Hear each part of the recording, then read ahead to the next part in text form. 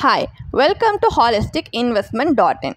Bank of India business cycle ஃபண்டில் நீங்கள் invest பண்ணுறது உங்கள் இன்வெஸ்ட்மெண்ட் போர்ட்ஃபோலியோக்கு ஒரு சூட்டபிளான விஷயமா இருக்குமா இல்லையா, ஒரு நல்ல வேல்யூ ஆட் பண்ணுமா இந்த ஃபண்ட் அப்படின்றது தான் நம்ம இன்டெப்த்தாக இப்போ இந்த வீடியோவில் அனலைஸ் பண்ணி பார்க்க போகிறோம். ஸோ வாங்க இப்போ நம்ம வீடியோக்குள்ளே போகலாம். So Bank of India business cycle fund நம்ம இன்வெஸ்ட்மெண்ட் போர்ட்ஃபோலியோக்கு சூட்டபிளாக இருக்குமா, வேல்யூ ஆட் பண்ணுமான்னு அனலைஸ் பண்ணுறதுக்கு முன்னாடி இதை பற்றின சில பேசிக் டீட்டெயில்ஸ் நம்ம தெரிஞ்சுப்போம். இது ஒரு NFOன்றதுனால 9th August 2024 ஓப்பன் ஆகி 23rd August 2024 வரைக்கும் ஓப்பனில் இருக்கும். இதோட சில கீ ஃபீச்சர்ஸ் என்னன்னு பார்த்தீங்கன்னா, thematic equity scheme business cycle கேட்டகரியில் இது பிலாங் பண்ணுது. அண்ட் இதோட open ended fund type Nifty 500 TRI தான் இதோட பெஞ்ச்மார்க் இண்டெக்ஸாக இருக்குது. ப்ளஸ் இதோட மினிமம் அமௌண்ட் உங்களுக்கு இதில் இன்வெஸ்ட் ஸ்டார்ட் பண்ணுறதுக்கு தேவையான அமௌண்ட் பார்த்தீங்கன்னா ஜஸ்ட் 5,000 rupees. அண்ட் இதில் ஃபண்ட் மேனேஜர் யார் அப்படின்னு பார்த்தீங்கன்னா மிஸ்டர் அலோக் சிங். அண்ட் இதில் இருக்க எக்ஸிட் லோட் வந்து 1%, அதுவும் நீங்கள் 90 daysக்குள்ளே ரெடீம் பண்ணால் மட்டும்தான். அண்ட் இந்த ஃபண்டோட இன்வெஸ்ட்மெண்ட் ஃபிலாசபியே பார்த்தீங்கன்னா பிஸ்னஸ் சைக்கிள் எக்கனாமியில் இருக்க பிஸ்னஸ் சைக்கிளில் இருக்க டிஃப்ரெண்ட் ஸ்டேஜஸ் ஆஃப் பிஸ்னஸ் சைக்கிளில் இன்வெஸ்ட் பண்ணுறது தான் இவங்களோட எய்ம். அந்த இன்வெஸ்ட்மெண்ட் ஆப்ஜெக்டிவ் பார்த்திங்கன்னா உங்களை மாதிரி இன்வெஸ்டர்ஸ்க்கு long term capital appreciation provide பண்ணுறது தான்.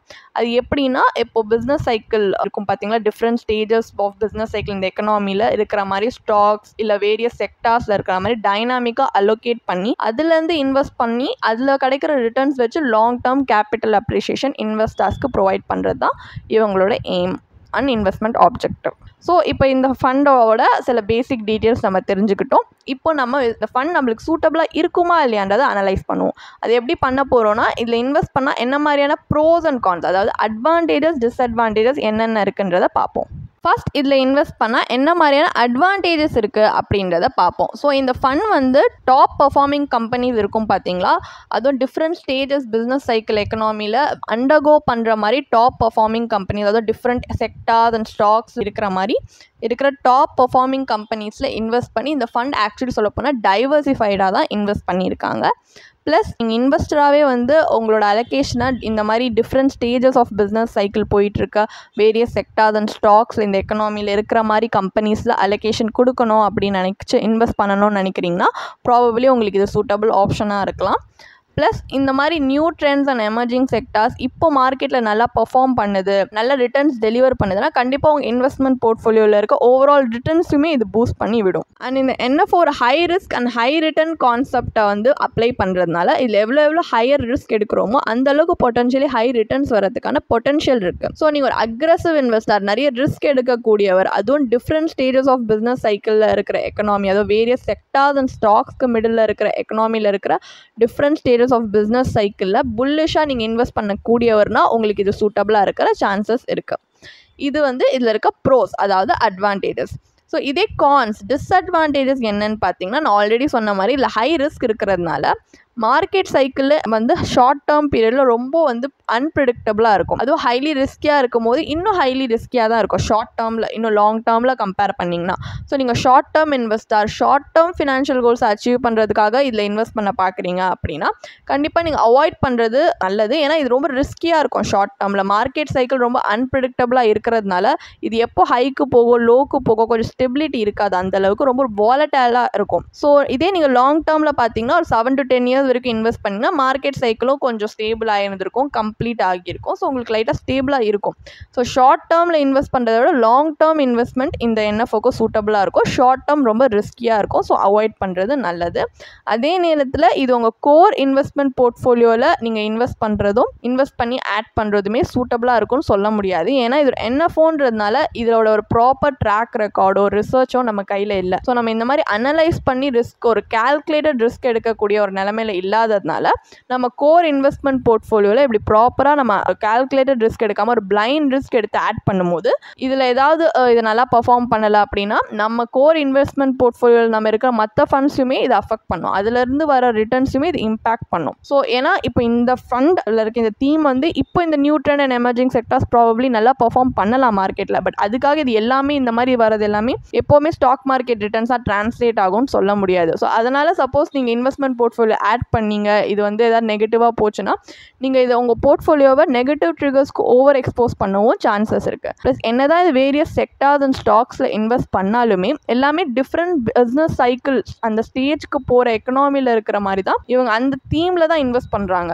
ஸோ அந்த அளவுக்கு மற்ற டைவர்சிஃபைட் ஃபண்ட்ஸில் இருக்கிற மாதிரி ஃப்ளெக்சிபிளாக டைனாமிக்கோ சொல்ல முடியாது. ஏன்னா ஒரே தீமில் தானே இன்வெஸ்ட் பண்ணுறாங்க. அதனால இந்த உங்கள் போர்ட்ஃபோலியோக்கு இன்னும் வாலட்டாலிட்டி ஆட் பண்ண சான்சஸ் இருக்குது. ஏன்னா ஹை கான்சன்ட்ரேஷன் ரிஸ்க் இருக்குது.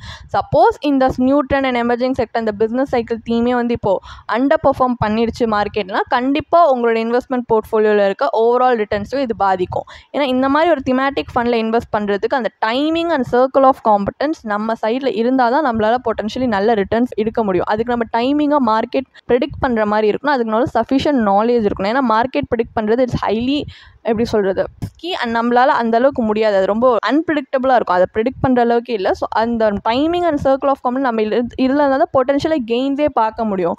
பட் மார்க்கெட் சைக்கிளில் டைம் பண்ணுறதே வந்து அன்பிரிடிக்டபுள்னு சொல்லும் போது நமக்கு நிறைய ரிஸ்க் இருக்குது இந்த என்எஃப்ஓவில். ஸோ இந்த ரிஸ்க்கையும் நீங்கள் பொட்டன்ஷியலாக பார்த்து தான் இதில் இன்வெஸ்ட் பண்ணலாமா இல்லையான்றதை பார்க்கணும். ஸோ ஃபைனலாக bank of India business cycle fund என்எஃப்ஓவில் இன்வெஸ்ட் பண்ணலாமா இல்லையா அப்படின்னு நம்ம அனலைஸ் பண்ணி பார்த்ததில் நமக்கு ஃபைனலாக தெரிஞ்சது என்னென்னா இது ஒரு பிகினர் ஃப்ரெண்ட்லி ஃபண்ட் கிடையாது இன்வெஸ்ட் பண்ணுறதுக்கு. இதில் இன்வெஸ்ட் பண்ணுறதுக்கு கொஞ்சம் மார்க்கெட் டைமிங் சைக்கிள் இதை பற்றி நம்மளுக்கு கொஞ்சம் சஃபிஷியன்ட் நாலேஜ் தேவைப்படுது. அப்போ தான் கொஞ்சம் பொட்டன்ஷியலி நல்ல ரிட்டர்ன்ஸ் வரதுக்கு சான்சஸ் உண்டு. ஸோ ஒரு ஃபஸ்ட் டைம் இன்வெஸ்டருக்கு ப்ராபப்ளி இதில் இன்வெஸ்ட் பண்ணும்போது கன்ஃபியூசிங்காக இருக்க சான்சஸ் இருக்குது. ஸோ ஒரு ஃபஸ்ட் டைம் இன்வெஸ்டர் இப்போ தான் நீங்கள் இன்வெஸ்ட்மெண்ட் ஜேர்னியை ஸ்டார்ட் பண்ண போகிறீங்க அப்படின்னா இந்த ஃபண்டில் இன்வெஸ்ட் பண்ணுறதை தவிர்க்கலாம். அதே நேரத்தில் இந்த ஃபண்டில் அதிக ரிஸ்க் இருக்கிறதுனால ஒரு கன்சர்வேட்டிவ் இன்வெஸ்டர் நீங்கள் அதிக ரிஸ்க் எடுக்க வில்லிங்காக இல்லாத ஒரு இன்வெஸ்டராக இருந்தாலுமே இந்த ஃபண்டை இன்வெஸ்ட் பண்ணுறதை நீங்கள் தவிர்க்கலாம். பட் உங்களுக்கு அப்போவும் பிஸ்னஸ் சைக்கிள் ஃபண்டில் இன்வெஸ்ட் பண்ணி பார்க்கணுன்னு ஆசையாக இருக்குது அப்படின்னா இந்த என்எஃப்ஓவில் இன்வெஸ்ட் பண்ணுறதுக்கு பதிலாக already existing business cycle thematic funds மார்க்கெட்டில் இருக்குது. அதுவும் ப்ராப்பர் ட்ராக் ரெக்கார்டோடு இருக்குது. ப்ராப்பர் ட்ராக் ரெக்கார்ட் இந்த சென்ஸ் 7 to 10 இயர்ஸாவது மார்க்கெட்டில் இருக்கிற ஒரு ட்ராக் ரெக்கார்டு இருக்கிற ஒரு ஃபண்டில் நீங்கள் வந்து இன்வெஸ்ட் பண்ணலான்னு நினைக்கும் போது நீங்கள் அனலைஸ் பண்ண முடியும். 7 to 10 இயர்ஸில் ஹைஸ் அண்ட் லோ மார்க்கெட் சைக்கிளே கம்ப்ளீட் ஆகியிருக்கும். ஸோ ஹைஸ் அண்ட் லோவில் எப்படி பர்ஃபார்ம் பண்ணியிருக்குன்னு பார்த்து ப்ராப்பராக அனலைஸ் பண்ணி ஒரு கால்குலேட்டட் ரிஸ்க் எடுக்க முடியும். பட் இதில் வந்து நீங்கள் இன்வெஸ்ட் பண்ணும்போது இதில் நமக்கு proper track record and research இல்லாததுனால நீங்கள் எடுக்கிற ரிஸ்க் ஒரு பிளைண்ட் ரிஸ்க்காக இருக்கும். ஸோ வந்து இது உங்களுக்கு ரொம்ப ரிஸ்கியாக இருக்கும். ஒரு இதில் இன்வெஸ்ட் பண்ணுறதுக்கு பதிலாக இப்போ தான் இது என்எஃப்ஓன்றதுனால இனிமேல் தான் நம்ம பார்க்க போகிறோம் இது எப்படி பர்ஃபார்ம் பண்ண போகுதுன்னு. ஸோ இதில் இன்வெஸ்ட் பண்ணுறது இன்னும் ரிஸ்கியாக இருக்கும். அதே நேரத்தில் இந்த ஃபண்டை வந்து நீங்கள் உங்கள் கோர் இன்வெஸ்ட்மெண்ட் போர்ட்ஃபோலியோலையுமே ஆட் பண்ணணும்னு நினைக்கிறீங்க அப்படின்னா அதுக்குமே இது சூட்டபுளாக இருக்காது. ஏன்னா நான் சொன்ன மாதிரி இதுக்கு ப்ராப்பர் ட்ராக் ரெக்கார்டும் ஒரு நம்மக்கிட்ட ரிசர்ச்சும் இல்லை. நம்ம ஒரு கால்குலேட்டட் ரிஸ்க் எடுக்கலை. இதில் இன்வெஸ்ட் பண்ணும்போது பிளைண்ட் ரிஸ்க் தான் எடுக்கிறோம். அதனால நம்ம கோர் இன்வெஸ்ட்மெண்ட் போர்ட்ஃபோலியோக்கு இது ஆட் பண்ணோம்னா நம்ம கண்டிப்பாக வந்து இது அண்டர் பர்ஃபார்ம் பண்ணுச்சுன்னா நம்ம கோ இன்வெஸ்ட்மெண்ட் போர்ட்ஃபோலியோலுக்கு ரிட்டர்ன்ஸையும் இது பாதிக்கும். ஸோ சப்போஸ் இங்கே இன்வெஸ்ட் பண்ணணும் இந்த ஃபண்டில் இன்வெஸ்ட் பண்ணி இது எப்படி பர்ஃபார்ம் பண்ணுதுன்னு பார்க்கணுன்னு ஆசையாக இருந்துச்சுன்னா நீங்கள் கண்டிப்பாக Bank of India business cycle ஃபண்டில் நீங்கள் வந்து உங்களோட சேட்டலைட் போர்ட்ஃபோலியோ மூலயமா இன்வெஸ்ட் பண்ணலாம். சப்போஸ் உங்களுக்கு எக்ஸஸ் மணி இருக்குது அப்படின்னா ஒரு மினிமல் இதுக்கு இல்லை இன்வெஸ்ட் பண்ண வேண்டிய மினிமம் அமௌண்ட் வச்சு எக்ஸ்பெரிமெண்டல் பேஸிஸில் இன்வெஸ்ட் பண்ணி பார்க்கலாம். பட் ஒரு கோர் போர்ட்ஃபோலியோவில் உங்களோட ஃபினான்ஷியல் கோல்ஸ் அச்சீவ் பண்ணுறதுக்காக ஆட் பண்ணணும்னு நினைக்கிறீங்க ஃபண்ட் ஆப்ஷன்ஸ்னால் இது சூட்டபுளாக இருக்காது. அதே நேரத்தில் இதில் வந்து எப்போ என்டர் ஆகணும் எக்ஸிட் ஆகணும் இந்த மாதிரி ஒரு திமேட்டிக் ஃபண்டில் இது எப்படி டைம் பண்ணி என்டர் ஆகிறது எக்ஸிட் ஆகுறதுன்னு உங்களுக்கு சஃபிஷியன்ட் நாலேஜ் இல்லை அப்படின்னா கூட நீங்கள் இதில் இன்வெஸ்ட் பண்ணுறதை தவிர்க்கலாம். சப்போஸ் இப்போது உங்களுக்கு டவுட் இருக்குது இது உங்களுக்கு கரெக்டாக இருக்குமா இல்லை இன்வெஸ்ட் பண்ணலாமா இல்லையான்னு உங்களுக்கு டவுட்ஸ் இருக்குன்னா அது கண்டிப்பாக நீங்கள் எப்படிப்பட்ட இன்வெஸ்டார் பொறுத்து தான் இது உங்களுக்கு சூட்டபுளாக இருக்குமான்றதை நம்ம வந்து சூஸ் பண்ண முடியும். உங்களுக்கு டவுட்ஸ் இருக்குன்னா நீங்கள் ஒரு ப்ரொஃபஷனல் ஃபினான்ஷியல் பிளானரை கூட கன்சல்ட் பண்ணி இது உங்களுக்கு அதோட சூட்டபிலிட்டியை நீங்கள் செக் பண்ணலாம். லைக் உங்களோட இன்வெஸ்ட்மெண்ட் ஆப்ஜெக்டிவும் இந்த இன்வெஸ்ட்மெண்ட் ஆப்ஜெக்டிவோட சூட்டபிலிட்டி எவ்வளோ இருக்குது, உங்கள் ரிஸ்க் டாலரன்ஸ் எவ்வளோ அண்ட் இதோட ரிஸ்க் ப்ரொஃபைல் என்ன அண்ட் உங்கள் இன்வெஸ்ட்மெண்ட் போர்ட்ஃபோலியோ ஆனால் இதோட இன்வெஸ்ட்மெண்ட் போர்ட்ஃபோலியோட ஓவர்லேப் ரேஷியோ எவ்வளோ இருக்குது. லைக் மோரா லெஸ்ஸா அப்படின்னு பார்த்து மோராக இருந்தால் அவங்க சஜஸ்ட் பண்ண மாட்டாங்க. லைக் கிளாஷ் ஆகும் அப்படின்னு பார்ப்பாங்க.